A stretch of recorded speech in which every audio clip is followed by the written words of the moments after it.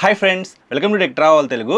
Friends, రీసెంట్గా Triumph company వాళ్ళు speed 400ని 400 CC నుంచి 350 సీసీకి డౌన్గ్రేడ్ చేశారు కదా. ఆ వెహికల్కి సంబంధించిన వీడియో అయితే ఆల్రెడీ మన ఛానల్లో ఉంది. మీరు ఒకవేళ మిస్ అయ్యి ఉంటే మాత్రం ఆ వీడియో చెక్ చేయండి. ఈ వీడియోలో ప్రోస్ ఏంటి, కాన్స్ ఏంటి అనే దాని గురించి మాట్లాడుకుందాము. పర్సనల్గా నేను రైడ్ చేసినప్పుడు నాకు అనిపించిన ప్లస్ పాయింట్స్ ఏంటి, అలాగే మైనస్లు కూడా కొన్ని ఉన్నాయి. వాటి గురించి ఈ వీడియోలో క్లియర్గా మాట్లాడతాను. ఎవరైతే స్పీడ్ 350 కొనుక్కుందాం అనుకుంటున్నారో వాళ్ళకి ఖచ్చితంగా ఈ వీడియో హెల్ప్ అయింది కాబట్టి స్కిప్ చేయకుండా లాస్ట్ వరకు చూడండి. ఫ్రెండ్స్, ఫస్ట్ ప్రోస్ గురించి మాట్లాడుకుందాము. ఆ వెహికల్ నేను నడిపినప్పుడు నాకు అనిపించిన కొన్ని ప్లస్ పాయింట్స్ అయితే ఉన్నాయి. అందులో ఫస్ట్ ప్లస్ పాయింట్ విషయానికి వస్తే ఇంజన్ 400 సీసీలో మీకు పెర్ఫార్మెన్స్ అయితే చాలా బాగుండిద్ది. ఆ వెహికల్ నడిపిన వాళ్ళకి ఈ వెహికల్ పెర్ఫార్మెన్స్ అంత అనిపించకపోవచ్చు, కానీ కొత్తగా 350 సీసీ వెహికల్ నడుపుతున్న వాళ్ళకి మాత్రం పెర్ఫార్మెన్స్ అయితే చాలా ఎక్కువ ఉన్నట్టుగా అనిపించింది. ఫస్ట్, సెకండ్, థర్డ్ గేర్లో మీకు పికప్ అయితే అదిరిపోయింది అనమాట. క్లచ్ వదిలి ఇట్లా యాక్సిడెంట్ ఇచ్చారనుకోండి, ఇట్లా పైకి కొంచెం ఫ్రంట్ టైర్ అయితే లెగుస్తుంది అనమాట. అంటే అంత పికప్ అయితే మీకు ఉంది. మీకు 37 PS పవర్, 32 Nm టార్క్ అయితే ప్రజెంట్ ఆ ఇంజన్ అయితే జనరేట్ చేసిద్ది. నాకైతే ఆ ఇంజన్ జనరేట్ చేసే పవర్ అండ్ టార్క్కి ఆ వెహికల్లో ఉన్న వెయిట్కి ఓవరాల్గా బాగా నచ్చింది. నేను రైడ్ చేసేటప్పుడు మాత్రం చాలా బాగా ఎంజాయ్ చేశాను. సెకండ్ ప్లస్ పాయింట్ విషయానికి వస్తే ట్రాన్స్మిషన్ 6 స్పీడ్ మాన్యువల్ ట్రాన్స్మిషన్ అయితే ఇచ్చారు. గేర్లు వేసేటప్పుడు కానీ తీసేటప్పుడు కానీ ప్రాబ్లం అయితే ఏం లేదు. క్లచ్ కూడా చాలా స్మూత్గా ఉంది, ఎందుకంటే అసిస్టెంట్ స్లిప్పర్ క్లచ్ అయితే ఆ వెహికల్లో యూజ్ చేశారు కాబట్టి ఎట్లాంటి రోడ్స్లో రైడ్ చేసినా, ట్రాఫిక్లోకి వెళ్ళినా సరే మీరు ఎక్కువగా క్లచ్ ప్రెస్ చేసినప్పుడు కూడా మీకు ఫింగర్స్ పెయిన్ అయితే అనిపించదు అనమాట. సో అంతా బాగుంది. థర్డ్ ప్లస్ పాయింట్ విషయానికి వస్తే బ్రేక్స్. ఫ్రంట్ సైడ్ మీకు 300 mm disc brake, back side 230 mm disc brake ఇచ్చారు. ఆ ఇంజన్ జనరేట్ చేసే పవర్ అండ్ టార్క్కి బ్రేక్స్ అయితే చాలా బాగా పెర్ఫామ్ చేస్తున్నాయి. ఇంతకుముందు మనకి కొద్దిగా పవర్ అండ్ టార్క్ అయితే ఎక్కువ ఉండిద్ది, అప్పుడే ఆ బ్రేక్స్ అంత బాగా పెర్ఫామ్ చేస్తే ఇప్పుడు కొద్దిగా పవర్ అండ్ టార్క్ తగ్గింది కాబట్టి ఇంకా బెటర్గా అయితే మనకి ఆ బ్రేక్స్ అయితే పెర్ఫామ్ చేస్తున్నాయి అని చెప్పుకోవచ్చు. స్పీడ్ 350 కొనుక్కోవాలనుకుంటే టెస్ట్ రైడ్ చేయండి, అప్పుడు మీరు చెక్ చేసుకుని మీకు అర్థం అవుతుంది బ్రేక్స్ ఎంత బాగా ఉన్నాయి ఏంటి అనేది. ఫోర్త్ ప్లస్ పాయింట్ విషయానికి వస్తే సస్పెన్షన్. వీళ్ళు 400 సీసీ నుంచి 350 సీసీకి డౌన్గ్రేడ్ చేసినప్పటికీ స్పెసిఫికేషన్స్ పరంగా ఏమాత్రం మార్చలేదన్నమాట. అదే 43 mm అప్సైడ్ డౌన్ సస్పెన్షన్ అయితే ఇచ్చారు. గోల్డ్ కలర్లో చూస్తానికి చాలా బాగుంది. బ్యాక్ సైడ్ మీకు హాఫ్ సెట్ మోనోషాక్ అయితే ప్రొవైడ్ చేశారు, దానికి కావాలంటే మీరు అడ్జస్ట్ చేసుకోవచ్చు. మంచి సస్పెన్షన్ అయితే ఇచ్చారు. ఫిఫ్త్ ప్లస్ పాయింట్ విషయానికి వస్తే టైర్స్, వైడ్ టైర్స్, అది కూడా రేడియల్ టైర్స్ అనమాట. సో ఇక్కడ కూడా వీళ్ళు కాంప్రమైజ్ అయితే అవ్వలేదు. మీకు front 110 section tyre, back side 150 section tyre అయితే లభిస్తూ ఉంది. మంచి సస్పెన్షన్, మంచి టైర్స్, మంచి స్వింగ్ ఆము, మంచి చాసిస్ అయితే ఆ వెహికల్లో ఉంది.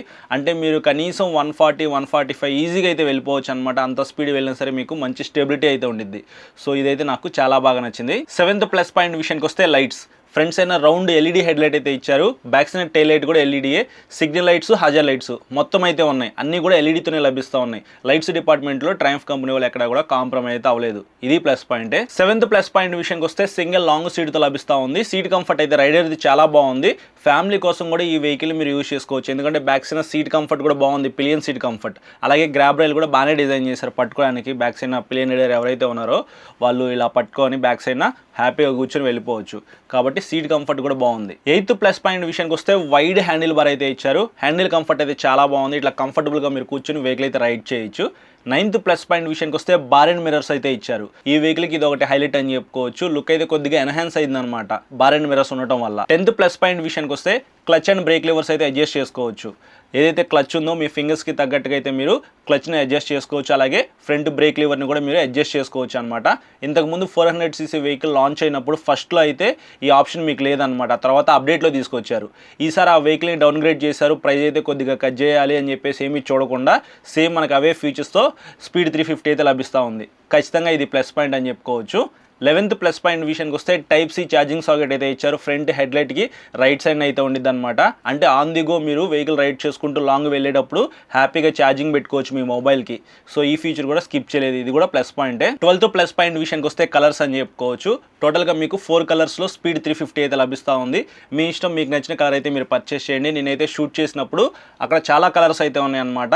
వాటిలో నాకు ఇచ్చింది మాత్రం రెడ్ విత్ వైట్ కలర్ అని చెప్పుకోవచ్చు. అదైతే కొద్దిగా చూస్తానికి కొద్దిగా యూనిక్గా అయితే ఉంది. సో ఆ కలర్ కావాలన్నా సరే మీరు పర్చేస్ చేయొచ్చు. ఫైనల్గా 13th ప్లస్ పాయింట్ విషయానికి వస్తే టాప్ స్పీడ్. ఇంతకుముందు నేను 400 సీసీ వెహికల్ రైడ్ చేసినప్పుడు మాత్రం ఈజీగా 145 to 150 అయితే వెళ్ళాను అనమాట. ఇంకా మనం ఎక్కువ వెళ్ళొచ్చు, 160 అయితే ఈజీగా క్రాస్ అయింది. ఇప్పుడు ఇంజన్ డౌన్గ్రేడ్ చేశారు కాబట్టి పవర్ అండ్ టార్క్ కూడా కొద్దిగా తగ్గింది కాబట్టి స్పీడ్ కూడా తగ్గిద్ది అనమాట. నేనైతే ఆల్రెడీ చెక్ చేశాను, 145 కన్నా ఎక్కువ వెళ్ళట్లేదు అనమాట. ఈజీగా 145 to 150 మధ్యలో మీరు క్రూజ్ చేసుకుంటూ ఆ వెహికల్ అయితే యూజ్ చేసుకోవచ్చు. సో ఇవి ఫ్రెండ్స్ నేను రైడ్ చేసినప్పుడు నేను అబ్జర్వ్ చేసిన కొన్ని ప్లస్ పాయింట్స్ అయితే. నాకు కనిపించిన ప్లస్ పాయింట్స్ అయితే మీ అందరికీ అర్థమయ్యేలాగా ఎక్స్ప్లెయిన్ చేశాను కదా. ఇప్పుడు కొన్ని మైనస్ పాయింట్స్ గురించి మాట్లాడుకుందాం. ఫస్ట్ మైనస్ పాయింట్ విషయానికి వస్తే ప్రైస్. 400cc వెహికల్ లాంచ్ చేసినప్పుడు ఫస్ట్ ఆన్ రోడ్ ప్రైస్ నాకు గుర్తున్నంత వరకు 2,90,000 నుంచి 2,95,000 మధ్యలో అయితే పెట్టారనమాట. దాని తర్వాత ప్రైస్ అయితే పెరిగింది, 3,15,000 నుంచి 3,20,000 రూపాయల దాకా అయితే పెరిగిందనమాట. లాస్ట్ 400cc నాకు తెలిసి అమ్మినంత వరకు 3,20,000 రూపాయల లోపే ఉండిద్ది. సో ప్రైస్ అయితే పెరిగింది కాబట్టి అంత ప్రైస్కి ఎవరు కూడా కొనట్లేదు కాబట్టి డౌన్ గ్రేడ్ చేశారు 350cc. సో వెహికల్ ఎప్పుడైతే మనకి 2,95,000 రూపీస్ లోపు లాంచ్ చేశారో అదే ప్రైస్కి అయితే వచ్చింది. ఎక్స్షోరూమ్ ప్రైస్ వచ్చేప్పటికి 2,32,000 రూపాయలు పెట్టారు. రిజిస్ట్రేషన్, ఇన్సూరెన్స్, లైఫ్ ట్యాక్స్ ఇవన్నీ మనం యాడ్ చేసుకున్నా సరే ఈజీగా 2,75,000 నుంచి 2,85,000 రూపాయల మధ్యలో మనకి ఆన్ రోడ్ ప్రైస్ ఉండే అవకాశం అయితే ఉంది. సో 2,90,000 రూపాయల లోపు మీరు స్పీడ్ 350 అయితే కొనుక్కోవచ్చు. మీకు ఎగ్జాక్ట్ ప్రైస్ కావాలనుకుంటే మీకు దగ్గరలో ఉన్న ట్రయంఫ్ షోరూమ్కి అయితే వెళ్ళండి, వాళ్ళైతే మీకు ఎగ్జాక్ట్ ఆన్ రోడ్ ప్రైస్ చెప్పేస్తారు. సో ప్రైస్ అయితే కొద్దిగా ఎక్కువ అనిపిస్తూ ఉంది, అయినప్పటికీ మనకి ప్రైస్ తగ్గినప్పటికీ నాకైతే స్టిల్ ఇంకా కొద్దిగా ఎక్స్పెన్సివ్ వెహికల్ అని అనిపిస్తుంది. ప్రైస్ తగ్గిందా పెరిగిందా మీకు ఎలా అనిపిస్తుందో కింద కామెంట్ అయితే చేయండి. సెకండ్ కాన్ విషయానికి వస్తే వెయిట్ 179 కేజీలో లభిస్తూ ఉంది. కొద్దిగా వెహికల్ అయితే వెయిట్ ఉండిద్ది. ఎవరైతే హైట్ తక్కువ ఉంటారో వాళ్ళకి ఈ వెహికల్ ఖచ్చితంగా వెయిట్ అనిపించే అవకాశం అయితే ఉంది. సో నాకైతే వెయిట్ అనిపించింది కాబట్టి ఇది మీరు కొనుక్కోవాలనుకుంటే టెస్ట్ రైడ్ చేయకుండా వెహికల్ మీద ఎక్కి కూర్చొని వెయిట్ చెక్ చేసుకుండా మాత్రం కొనద్దు. థర్డ్ కాన్ విషయానికి వస్తే కన్సోల్. ఎలాగ డిజిటల్ కన్సోల్ ఇచ్చారు. కన్సోల్ విజిబిలిటీ చాలా బాగుంది. మనకు కావాల్సిన ఫీచర్స్ అయితే అన్నీ కూడా ఆ కన్సోల్లో ఉన్నాయి. మనకి ఫస్ట్ 400cc లాంచ్ చేసినప్పుడు ప్రైస్ కట్ చేయడానికో ఏమో ఎలాగ డిజిటల్ కన్సోల్ తీసుకొచ్చారు కదా, నియో రెట్రో స్టైల్ తీసుకురావడానికి ఆ కన్సోల్ తీసుకొచ్చారని చెప్పేసి మనం అర్థం చేసుకోవాలి. 400cc నుంచి 350ccకి డౌన్ గ్రేడ్ చేసినప్పుడు ఫుల్లీ డిజిటల్ కన్సోల్తో తీసుకొస్తే బాగుండేది, అదొక కొత్త అప్డేట్ లాగా అయితే ఉండేదన్నమాట. కానీ వాళ్ళైతే ఏమాత్రం స్పెసిఫికేషన్స్లో మార్పులు అయితే చేయకుండా సేమ్ అదే వెహికల్ ఇంజన్లో కొద్దిగా మార్పులు చేసి తీసుకొచ్చారనమాట. సో నాకు అది ఒకటి నచ్చలేదు. కన్సోల్ కొద్దిగా మంచిది ఇస్తే బాగుంది అనిపించింది కాబట్టి ఇది కాన్ అనమాట. ఫోర్త్ కాన్ విషయానికి వస్తే ఇమ్మొబిలైజర్. సేమ్ అదే స్పెసిఫికేషన్స్తో మనకి వెహికల్ డౌన్ గ్రేడ్ చేశారని చెప్పాను కదా. సో అన్నీ ఇచ్చి ఇమ్మొబిలైజర్ ఎందుకు రిమూవ్ చేశారో నాకైతే అర్థం కావట్లేదు. కీ లోపల ఒక చిన్న సెన్సర్ అయితే ఉండిద్ది. సో ఆ కీ పెడితేనే మనకి వెహికల్ స్టార్ట్ అవుతుంది. ఇమ్మొబిలైజర్ అనే ఫీచర్ ఉంది కాబట్టి ఆ ఫీచర్ అయితే ఇప్పుడు 350cc రిమూవ్ చేశారనమాట. నాకైతే అది నచ్చలేదు, అది కూడా ఇస్తే బాగుంది అనిపించింది కాబట్టి ఇది ఒకటి కాన్ అనమాట. ఫిఫ్త్ కాన్ విషయానికి వస్తే మైలేజ్. 30 కిలోమీటర్ల కన్నా మీరు ఎక్కువ మైలేజ్ అయితే ఎక్స్పెక్ట్ చేయొద్దు. పవర్ అండ్ టార్క్ తగ్గింది కాబట్టి మైలేజ్ కొద్దిగా ఎక్కువ రావాలని చెప్పేసి మీరు అనుకుంటారేమో. పెద్ద పవర్ అండ్ టార్క్లో మీరు డిఫరెన్సెస్ అయితే నోటీస్ చేయరు, కానీ వెహికల్ వెయిట్ అయితే ఉండిద్ది అనమాట. లావ్ సస్పెన్షన్, వైడ్ టైర్స్ అయితే ఇచ్చారు కాబట్టి ఖచ్చితంగా మీకు మైలేజ్ అయితే కొంచెం తక్కువగానే వస్తుంది. ఇంతకు ముందు కూడా మీకు 30 కిలోమీటర్స్ అయితే వచ్చేది, ఇప్పుడు కూడా 30 కిలోమీటర్లే వస్తుంది. మహా అయితే కొద్దిగా స్లోగా నడిపితే మాత్రం ఒక 3-4 కిలోమీటర్స్ ఎక్స్ట్రా రావచ్చేమో, కానీ ఓవరాల్గా మీరు ఈ వెహికల్ పర్చేస్ చేసే మాట అయితే 30 కిలోమీటర్ల మైలేజ్ వస్తే చాలు అని చెప్పేసి మీరు కొనుక్కోండి. కొద్దిగా ఎక్కువ మైలేజ్ వస్తే హ్యాపీయే కదా. సిక్స్త్ కాన్ విషయానికి వస్తే నేమ్ బ్యాడ్జింగ్ అనమాట. బ్యాక్ సైడ్ మనకి స్పీడ్ 400 అని చెప్పేసి సేమ్ అదే బ్యాడ్జింగ్ అయితే కంటిన్యూ చేస్తున్నారు. స్పీడ్ 350 అని చెప్పేసి తీసుకొస్తే బాగుండేది. చూస్తానికి కూడా ఓకే ఇది 350cc అని చెప్పేసి చాలామంది ఈజీగా అర్థం చేసుకుంటారు, కానీ వాళ్ళు బ్యాడ్జింగ్ అయితే ఏమాత్రం మార్చకుండా స్పీడ్ 400 అనే బ్యాడ్జింగ్తోనే తీసుకొస్తా ఉన్నారు. పర్సనల్గా నాకు అదైతే నచ్చలేదన్నమాట. సెవెంత్ కాన్ విషయానికి వస్తే back side tail light design అది కొద్దిగా యూనిక్గా అయితే ఉండిద్ది. అందరికీ ఆ టెయిల్ లైట్ డిజైన్ అయితే నచ్చదు, నాకు కూడా డిజైన్ అయితే నచ్చలేదన్నమాట. సో ఆ డిజైన్ కొద్దిగా అప్డేట్ చేసి తీసుకురావాలి. ఎయిత్ కాన్ విషయానికి వస్తే సిగ్నల్ లైట్స్ అనమాట. ప్లస్ పాయింట్ ఏంటంటే మనకి ఎల్ఈడిఏ ఇచ్చారు, కానీ మైనస్ ఏంటంటే కొన్ని రోజులు వెహికల్ యూజ్ చేసిన తర్వాత ఆ సిగ్నల్ లైట్స్ దగ్గర ఫాగ్ అయితే వస్తుంది. సిగ్నల్ లైట్స్ కొద్దిగా మంచివి ఇస్తే బాగుంది అనిపించింది నాకు. నైన్త్ కాన్ విషయానికి వస్తే ఇంజన్ 130 కిలోమీటర్స్ పైనే వెళ్ళేటప్పుడు పవర్ ల్యాగ్ నోటీస్ చేస్తారు. నేనైతే నోటీస్ చేశాను అనమాట నేను నడిపినప్పుడు. ఒకసారి మీరు కూడా చెక్ చేయండి, 130 కిలోమీటర్స్ పైనే మీరు పానిచ్చి ఒకసారి చెక్ చేసుకోండి పవర్ ల్యాగ్ ఏమైనా ఉందా లేదా అని చెప్పేసి. నాకైతే మాత్రం నేను నడిపినప్పుడు పవర్ ల్యాగ్ అనిపించింది. ఫైనల్గా 10th కాన్ విషయానికి వస్తే వైబ్రేషన్స్. ఇంజన్లో వైబ్రేషన్స్ అయితే ఉన్నాయి. ఇంజన్ బటరీ స్మూత్ అని చెప్పడానికి అయితే లేదనమాట. సో మీకు 100 బిలో స్మూత్గానే ఉండిద్ది. హ్యాపీగా స్లిప్పర్ క్లచ్ అయితే ఇచ్చారు, మంచి టైర్స్, మంచి సస్పెన్షన్ అయితే ఇచ్చారు కాబట్టి 100-110 స్పీడ్తో మీరు క్రూజ్ చేసుకుంటూ వెహికల్ అయితే యూజ్ చేసుకోవచ్చు. కానీ 120-130 ఆ స్పీడ్లో మీరు ఆ వెహికల్ పానిస్తున్నారు అనుకోండి, లైట్గా వైబ్రేషన్స్ అయితే నోటీస్ చేస్తారు.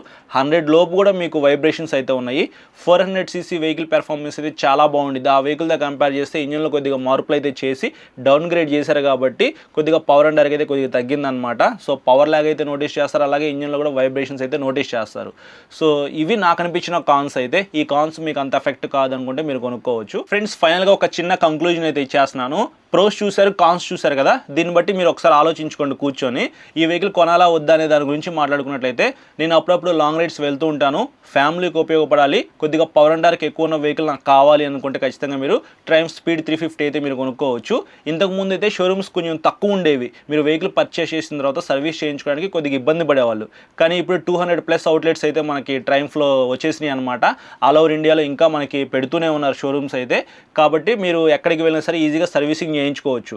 ప్రజెంట్ కొద్దిగా తక్కువ ఉన్నప్పటికీ ఫ్యూచర్లో పెరుగుతాయి. చాలా వెహికల్స్ అయితే ఉన్నాయి. నెక్స్ట్ మనకి బాన్విల్లే అయితే రాబోతా ఉంది, అలాగే ట్రాకర్ అయితే వచ్చేసింది అనమాట. ఇంకా చాలా వెహికల్స్ అయితే ఉన్నాయి కదా, సో అవన్నీ మనం ఈజీగా ఈ షోరూమ్స్లో అయితే సర్వీసింగ్ చేయించుకోవచ్చు. సర్వీసింగ్ పరంగా ఇబ్బంది కూడా ఏం లేదు కాబట్టి మీరు హ్యాపీగా ట్రయంఫ్ స్పీడ్ 350 అయితే కొనుక్కోవచ్చు. ఆలోచించుకోండి, 3 లక్షల రూపాయల లోపు మీ బడ్జెట్ అయితే మాత్రం ఖచ్చితంగా ఈ వెహికల్ని ఒకసారి మీరు ట్రై చేయొచ్చు. సో ఇది ఫ్రెండ్స్ ఓవరాల్గా ప్రోస్ ఏంటి, కాన్స్ ఏంటి అనే దాని గురించి అయితే మాత్రం. ఈ వీడియో నచ్చితే లైక్ చేసి మీ ఫ్రెండ్స్ అందరికీ షేర్ చేయండి. ఎవరైతే మన ఛానల్ని సబ్స్క్రైబ్ చేయకుండా చూస్తున్నారో వాళ్ళైతే ఇప్పుడే సబ్స్క్రైబ్ చేసుకుని పక్కన బెల్ ఐకాన్ అయితే క్లిక్ చేసి పెట్టుకోండి. నేను వీడియో పెట్టిన వెంటనే మీకు నోటిఫికేషన్ వస్తుంది. Thank you.